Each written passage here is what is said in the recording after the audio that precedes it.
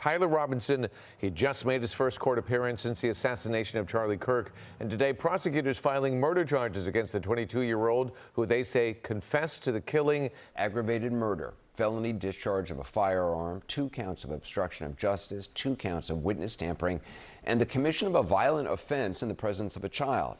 The newly released footage of Charlie Kirk's security detail on October 7th has sent shockwaves through the entire investigation. The video exposes moments that were never meant to be seen, and the timing seems too perfect to be a coincidence. What was once labelled a lone gunman attack now looks like something far more sinister, a coordinated betrayal from the inside. Good morning, y'all. We have learned that Charlie Kirk's alleged assassin is being held in a separate unit here at the Utah County Jail and is under special watch to make sure he doesn't hurt himself. Giovanna, we are learning a lot of new details about this investigation related to the fatal shooting of Charlie Kirk that happened last week at Utah Valley University in Orem, Utah. The new footage of Charlie Kirk's security before the shooting didn't just change the investigation, it ripped the floor out from under it. After the second hearing on October 2nd, when 22-year-old suspect Tyler Robinson refused to cooperate with prosecutors, the FBI dug back in, desperate for something, anything, that could explain how this attack was executed with such brutal precision. What they found flipped everything upside down. The new footage of Charlie Kirk's security before the shooting has entirely changed everything. What investigators are now seeing is nothing short of chilling. Guards who were supposed to be alert and vigilant appear relaxed, almost casual, as if the most dangerous moments of the day didn't even concern them. One leans against a pillar, another checks a watch repeatedly, and a third adjusts a camera just seconds before the attack. Every frame screams the same terrifying question: was this chaos engineered from the inside? I had planned to grab my rifle from my drop point shortly after, but most of that side of town got locked down. It's quiet, almost enough to get out, but there's one vehicle lingering. When the FBI froze a single frame, they realized the unthinkable. Someone within the security detail may have deliberately opened the door to tragedy. That day, September 10th, 2025, started like any other high-profile event at Utah Valley University. Around 3,000 attendees filled the Losey Center, buzzing with questions, debates, and tension over politics and public safety. But beneath that surface, subtle anomalies were already stacking up. This grand experiment that we embarked on 250 years ago, can we hold together? Security posts were swapped at the last minute. Radios that should have been continuously active were reassigned.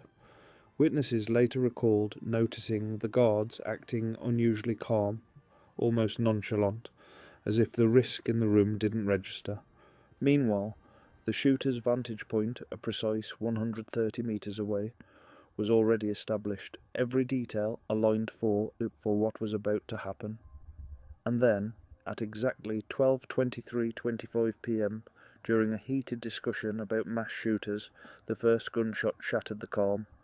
Panic erupted instantly. Attendees screamed and scattered. Medical teams rushed forward. Security reacted, but not in time.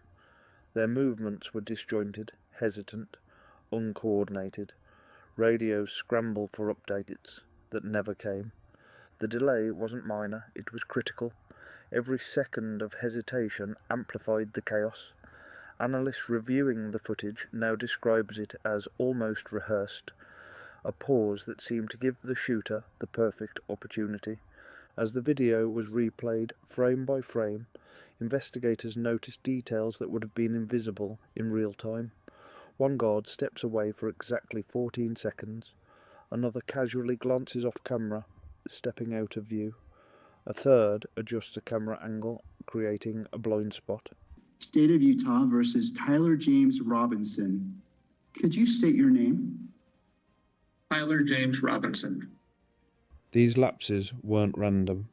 The timing, the placement, the overlapping blind spots all suggest an orchestrated window for the shooter to operate. The implication is brutal. This wasn't just the act of one man with a rifle. Someone, somewhere inside the system, may have allowed it to happen. The chaos on the ground was immediate. The crowd didn't know where to go. Security scrambled in fragments, some frozen, others uncertain, while the shooter executed the plan with frightening precision. Medical teams rushed forward, but the window of response had already closed. Investigators now believe that without the lapses, the casual posture, the missed rotations, the silence over radios, the attack could have been prevented entirely. Every frame captured a failure that looks deliberate. Communication logs add another layer of shock.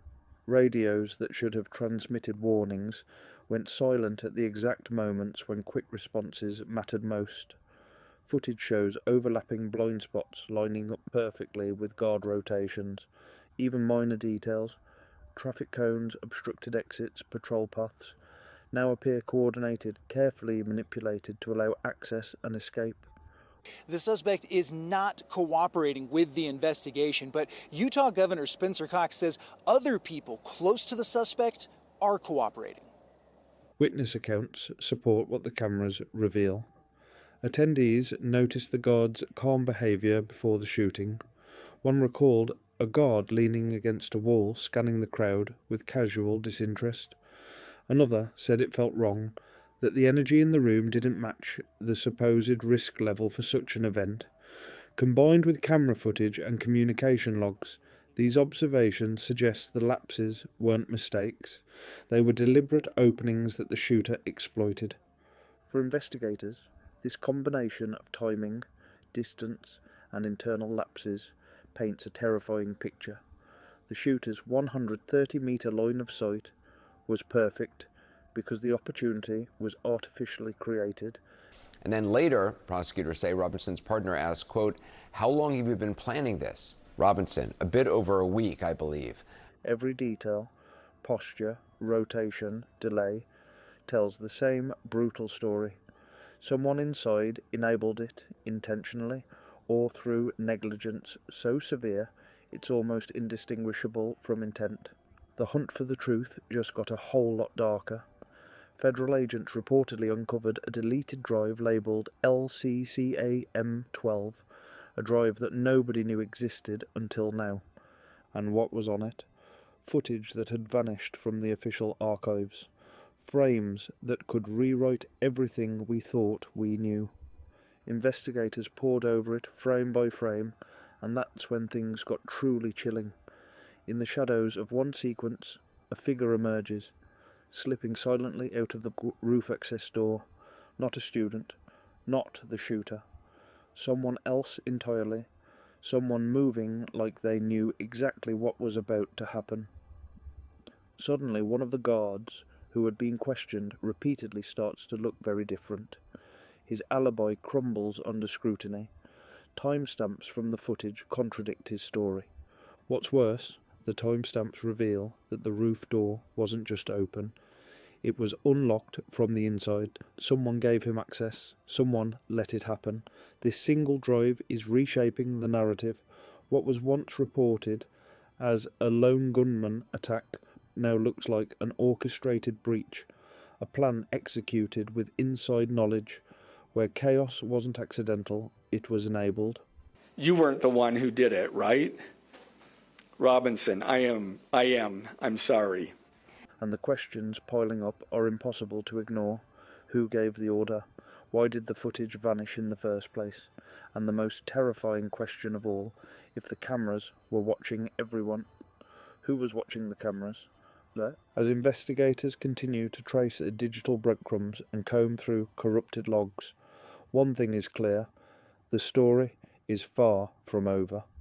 The next chapter promises even deeper revelations. FBI leaks, compromised security personnel, and perhaps answers to questions nobody dares ask. Because every frame, every deleted file, every shadow captured on LCCAM12 is a piece of a puzzle that may expose just how deep the breach really goes. And until that puzzle is solved, the nation is left staring at the footage, wondering what other secrets are hiding in plain sight. just again with some of the extremist, ideologies that he may have been thinking about at the time.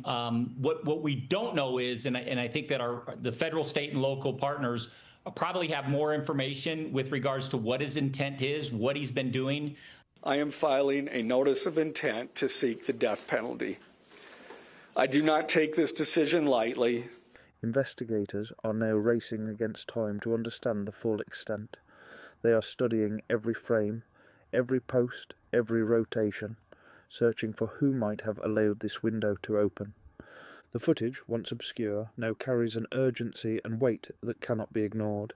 Every casual glance, every relaxed posture, every misstep captured on camera could reveal the difference between chaos and control, and the difference between life and death. Every frame of footage is screaming the same question. Was someone inside deliberately creating a gap for the shooter? When the FBI froze a single frame, the truth hit them like a punch to the gut. Someone on the inside may have been helping. Tyler James Robinson, 22, moves across the campus like a man with a blueprint. Surveillance footage captures him entering the low-C center grounds. Calm, controlled. By the time he reaches the stairwell leading to the rooftop, he's perfectly in sync with security rotations. Every single guard movement seems almost convenient. Too convenient. After 11,000 leads and tips given to the FBI, the suspect now in custody. He's been identified as 22-year-old Tyler Robinson. Investigators are now asking themselves the unthinkable. Did someone leak the schedule to Tyler Robinson? Because the alignment of timing, movement and access points looks far too precise to be random. Tyler, a 22-year-old university student known for being quiet, calm, almost invisible on campus, moved through the scene like a man following a blueprint. At first glance, he seemed harmless, just another student blending into the crowd. But the messages recovered from his encrypted chats tell a darker story. In one, he writes to a partner, "It's done. You know why. It had to happen." The cold, almost proud tone mirrors the precision captured on surveillance footage. Investigators are gripped with doubt. Is this a genuine confession or a calculated performance to make him appear as a lone gunman while hiding the truth of inside coordination? The cameras tell an equally chilling story. Newly obtained footage shows guards abandoning their posts a full 90 seconds before the shot. 90 seconds where nothing slowed him, nothing stopped him, nothing alerted anyone in the room. One guard checks his watch repeatedly. Another glances off camera, as if the safety of thousands is less important than a passing distraction. Missing audio logs and overwritten camera feeds aren't mistakes. They're deliberate gaps. And then there's a security badge swipe that doesn't match any authorized personnel. Someone walked in where they shouldn't have, and no one noticed. By the afternoon, the FBI is on campus. 3 guards are pulled for questioning. Their statements, contradictory, evasive, and strange. One says, orders came from higher up to change formation. With a sniper on the roof, every contradiction sends shockwaves through the investigation. Deleted messages recovered by forensic experts make the situation even more chilling. Texts hinting at advanced knowledge, encrypted threads wiped with intent, digital breadcrumbs pointing to a chaos that may have been engineered. State of Utah versus Tyler James Robinson. Could you state your name? Tyler James Robinson. Every swipe, every rotation, every lapse of attention feels like a piece of a puzzle left deliberately in plain sight. And as these pieces fall together, the horrifying picture emerges.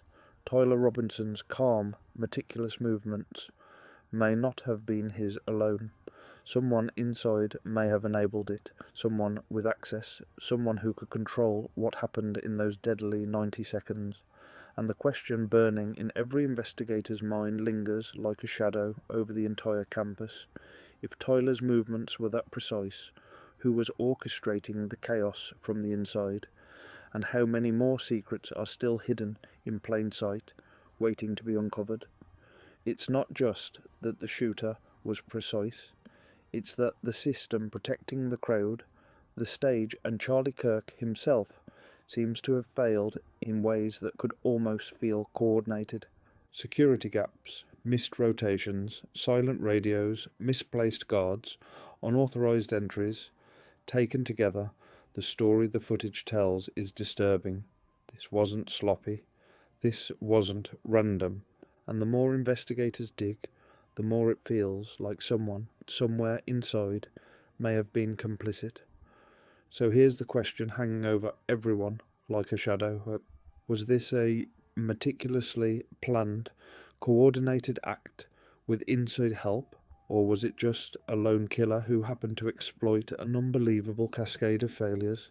Every frame, every timing anomaly, every silent radio keeps investigators awake at night, and people are left staring at the footage, asking the same brutal question: how much of this was fate, and how much was a murder designed from the inside? And what if our politics cannot find the path to the brighter light? That's the question I always ask when I hear people say that we're at war. The aftermath of Charlie Kirk's shooting sent shockwaves that nobody could have predicted. The moment the new footage of his security team surfaced, the entire country seemed to stop breathing. Within hours, the story exploded. Headlines blared "inside job" and "security compromised," while anchors tried to keep up with the chaos unfolding in real time. What started as a straightforward tragedy had now turned into something darker, something that hinted at orchestration. And as the footage spread, people couldn't shake one haunting question. Was Charlie Kirk ever meant to walk off that stage alive? Newsrooms split instantly along partisan lines. Some blamed political hatred and gun culture. Others whispered about deep state cover-ups.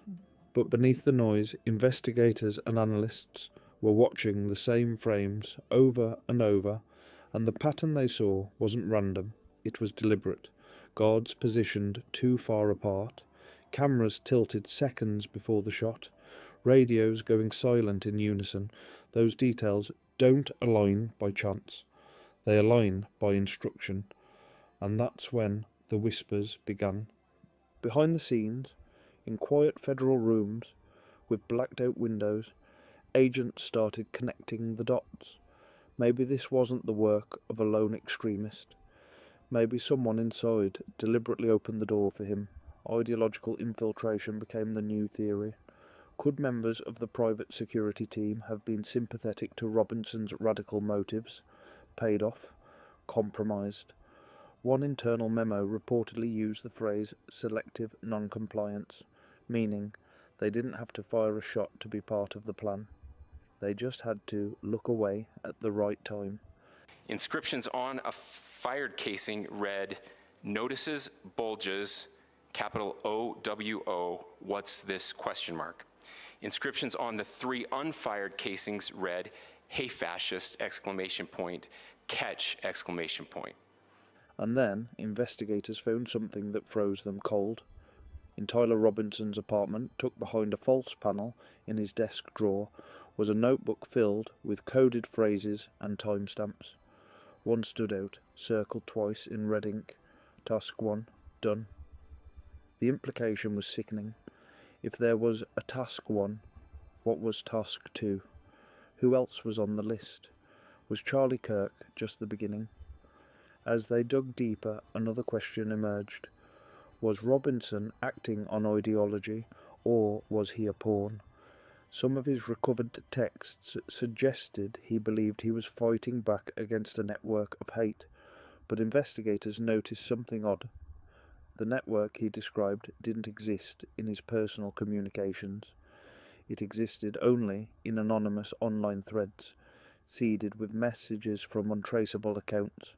Someone had been feeding him information, pushing him, shaping his anger like a weapon, and whoever they were, they knew exactly when security would be weakest. Federal agents started tracing every encrypted message, every erased file. They found fragments of conversations between Robinson and an unknown contact using the alias Archivist. In one chilling line, the contact wrote, "Stage 1 was necessary." Stage 2 is where it begins. Analysts are now trying to determine whether this was code, a hint of something bigger still in motion. Meanwhile, lawmakers are losing patience. Hearings are being scheduled, subpoenas are flying, and every witness called adds another layer of confusion. Contractors claim they followed protocol. Security firms blame outdated systems. University officials insist they knew nothing. But no one can explain how the footage vanished for 48 hours after the shooting, or who authorized its deletion. The deeper the investigation goes, the more it feels like every answer is another door to a darker room. Ideological infiltration, paid sabotage, foreign interference, all of it suddenly feels possible. The precision of those lapses, the timing of those guard rotations, the eerie calm before the shot, none of it looks like a coincidence anymore. And that's when a senior investigator reportedly said what everyone else was thinking, but no one dared to say out loud, this wasn't negligence, this was permission. Because if someone on the inside helped orchestrate the chaos, if Tyler Robinson's Task 1 was part of a sequence, then this story isn't over, not even close. The question now hanging over the investigation and the entire country is terrifyingly simple. If Task 1 was Charlie Kirk, who's next? If you have come this far, be sure to subscribe to the channel to stay up to date.